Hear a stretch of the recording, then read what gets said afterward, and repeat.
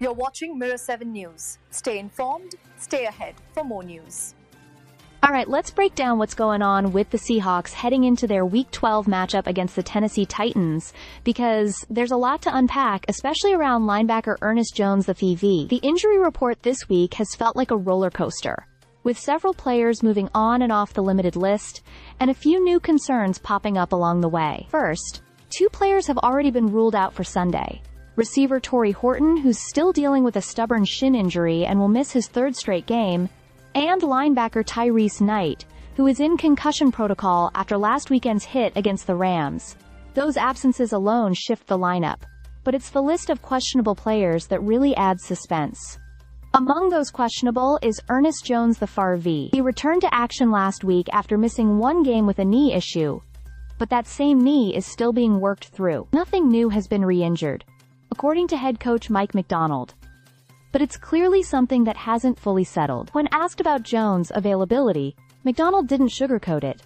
He simply said, questionable, leaving the door open either way. It's one of those situations where the team wants him available, but they're not going to push him if the knee doesn't respond well. Left guard Gray Zabel is another standout name on the list.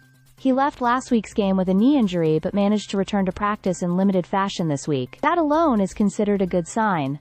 Whether he plays will be a game day decision, but McDonald praised his toughness, calling him a tough cookie. If Zabel can't go, second-year guard Christian Haynes would step into the starting role, and the team appears confident he'll be ready if needed. Running back Kenneth Walker III also drew attention after being added to the list with a glute issue.